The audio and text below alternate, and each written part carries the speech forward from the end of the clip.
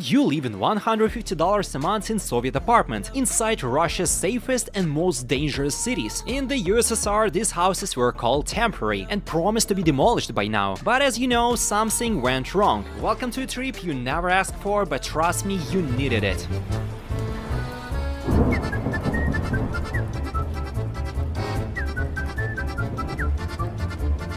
Pouring rain along huge overpasses, we set off from Moscow to the cities where part of the USSR still lives. Khrushchevka. It's not pretty at all, but it's iconic, like the Statue of Liberty. Only here it's not a beautiful monument to freedom, but a 5-story concrete box. These box-shaped houses with tiny balconies and copied one-in-one plans are called Khrushchevki. They were named after Nikita Khrushchev, a Soviet leader, failed farmer, and huge fan of American corn. Yeah, corn. He was also the mastermind behind mass housing in the USSR. After the Second World War, the Soviet Union lay in ruins. Cities were bombed, and more or less adequate housing was a luxury. Khrushchev's idea? Standardized, quickly assembled homes, like real-life Lego. Such houses could be built in 2 weeks. No elevator, without a garbage chute, there is no comfort, just walls, a roof, and the Soviet dream. But for us, these areas are not just concrete. It's a lifetime. Our childhood. Playgrounds were parking lots for cars. Our hide-and-seek and catch-up game included broken noses, street gangs consisting of 5-year-old gangsters, and real stick-and-stone battles. Imagine a Squid Game, but without rules and parents shouting from balconies. There were no mobile phones. A call from the 5th floor was enough, and you were already rushing home for lunch. And if, God forbid, you step on some grandmother's lawn, you'd rather face a SWAT team.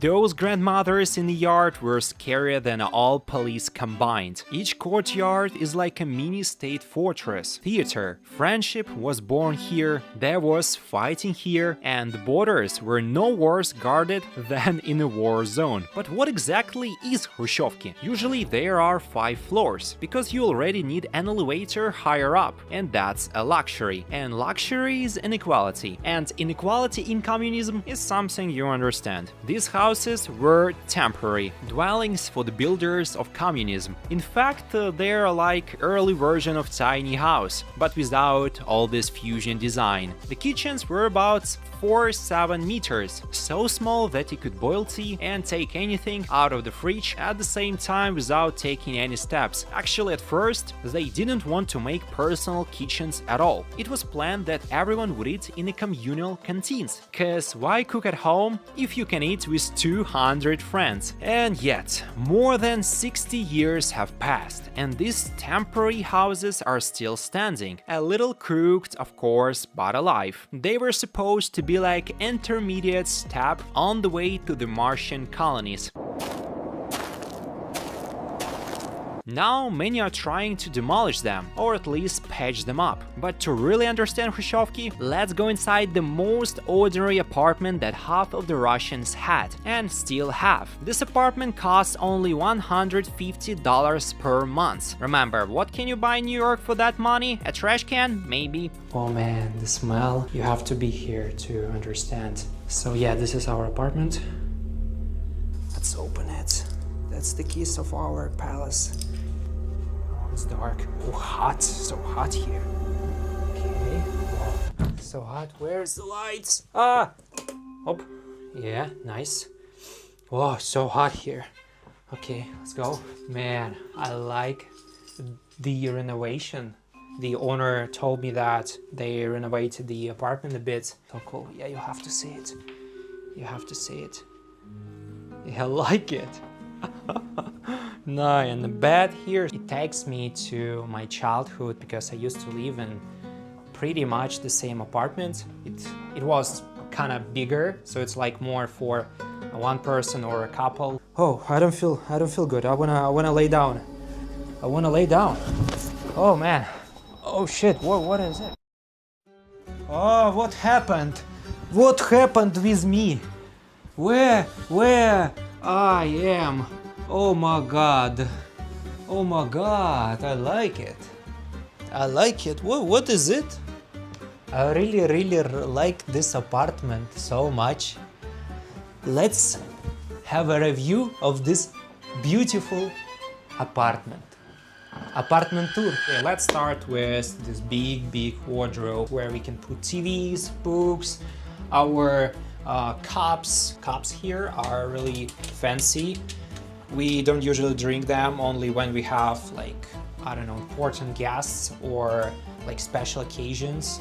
Here we can put some clothes, or you can put some clothes if you want to rent this apartment. It's a little bit broken here, but we can live with that. We can definitely live with it. And big bed. All your dreams. You can sleep here, you can do whatever you want here. Also, yeah, look at the sky, man.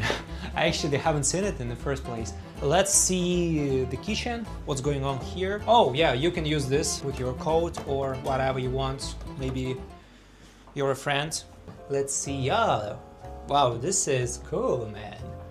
Oh my god. Don't they have any food here? No food, not food. Maybe something to drink? Maybe some vodka? Okay, what is it? Okay, let's try. Let's check it out. Okay. It's not vodka, believe me. It's pretty simple. You can cook here. Lots of knives, actually. Russian loves knives. You can use them for different occasions. Let's see what's going on here. So many cups, plates. It's just enough for, I guess, big family. Okay, and here we put garbage or whatever you want. You can put it here. Here you can cook. I think it works. Here we, yeah, maybe some. Oh man, what the heck? Yeah, you have to deal with bugs or termites or I don't know, lots of guys. They basically live here. So you won't be bored here because you have lots of friends. I love the decoration part. I really like the kitchen. It's kind of lonely because, no, it's not lonely. You have three chairs. You can play some games here. I like it. It's like, good morning. My neighborhood. Hello. Oh man, you can even like have this Paris type of moment and, you know, sit by the window, dream, read your books. I kind of like that the apartment is on the first floor, but in these small towns it's kind of common that some dude can, you know, get into your apartment. What the fuck? Somebody bite me? Whatever. So some dude can get into your apartment through the window. So it's kind of a bit scary, but you know, you have knives here, so you know how to protect yourself. So I mean, I'm a bit, you know, worried, I would say, about this. In the movies you see that you can really kind of dive in there, but I'm not sure that you can do something like that in this apartment. But okay, I like it. I mean, look at it. Japanese flavors. Bathrooms usually are a bit scary in Russia, so let's open this door. What's going on here? Okay. So it's kind of good, it's kind of alright. You do whatever you want. Chain. So it's kind of convenient, I would say. Man, look at this. This is kind of legend that in all Russian apartments, the domovoi lives. Domovoi is the guy who protects the apartment from the bad spirits. Now being here, it's like gives so many memories back. I mean, so cool. I like it. I wanna rent this apartment. What is around these boxes? Let's talk about cities. This is the city called Chekhov. It's considered close to Moscow, only 60 kilometers from Moscow. It's quite close. This city is named after Anton Chekhov, the great writer who could turn a dead sparrow into a philosophical tragedy. He loved to come here to drink tea and, what's stronger, write his stories. Today it is a quiet, green city. Families are walking in parks, living their Khrushchevka apartments, children are chasing pigeons, and couples can walk along this bridge over the pond where new residential buildings are already rising. Art lives here even in residential areas. The walls are painted with frescoes about the heroes of the past and great personalities. So, a cozy city where sunny summers and warm weather always flow smoothly into a cold, picturesque winter, which is not fierce and evil, but beautiful and unusual. We got hungry and stopped at the Russian equivalent of McDonald's. Pretty much clean, families with children. It tastes no worse than the original. There are shops like Peterchka, our local 7-Eleven, but with buckwheat, vodka and herring. Under the windows are old Soviet cars, Zhiguli and Volga, that's classic. You look at Khrushchevki and you think, maybe that's the point. They shouldn't have survived, but they survived. They resisted. Meanwhile, in the elite districts of Moscow, everything is going according to the plan. Khrushchev buildings are being demolished, and skyscrapers and business centers are being built in their places. It creates an amazing contrast between the present and the past. Today in Moscow, the renovation program is underway, which means that all those who lived in old houses need to move out of them, and the state will give them an apartment in a new building instead. Progress cannot be stopped, because moving forward is life. But with the destruction of these buildings, an entire era of the past is passing away. Now we see these echoes of the past and warmly recall the beginning of our lives. But in a couple of decades, there will be no trace of this old legacy, at least in Moscow.